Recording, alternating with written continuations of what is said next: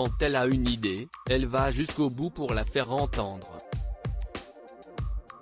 Désormais installée à Los Angeles avec son mari, leurs 2 enfants Archie et Lilibet, Meghan Markle est plus engagée que jamais dans la politique de son pays natal, qu'elle a retrouvé après 3 ans passés en Grande-Bretagne, après son mariage royal. Déjà très engagée avant d'épouser le prince Harry, la duchesse de Sussex n'a jamais caché ses opinions féministes, son désaccord avec Donald Trump, mais aussi, la lutte pour faciliter la vie des parents. Son dernier cheval de bataille, la congé parental.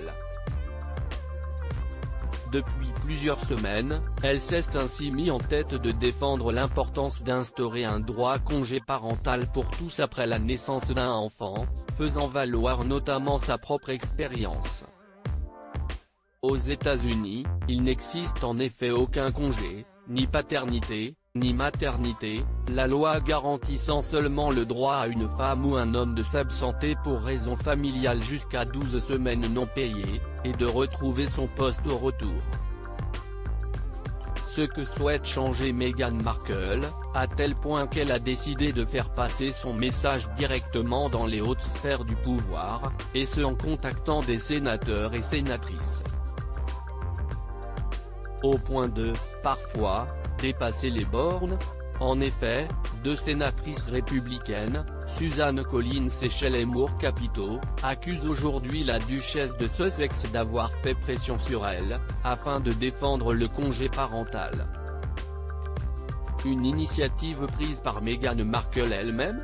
Choquée par l'initiative de Meghan Markle, les 2 sénatrices, du Maine et de Virginie-Occidentale, n'ont visiblement pas apprécié que celle-ci les appelle à l'improviste sur leur numéro de portable personnel, et qu'elle utilise son titre royal pour faire valoir sa parole.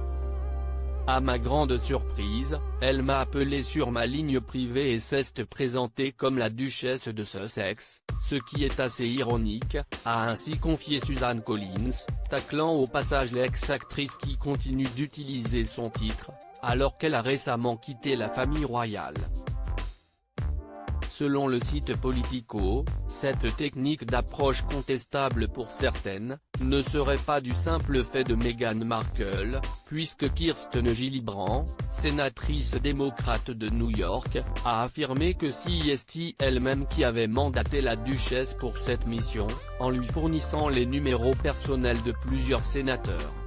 Et la mission n'est pas terminée, puisque l'épouse du prince Harry va multiplier les appels dans les prochains jours, s'assurant ainsi une place dans un groupe de travail pour réfléchir au congé payé à long terme, a précisé Kirsten Gillibrand. Loading Budget.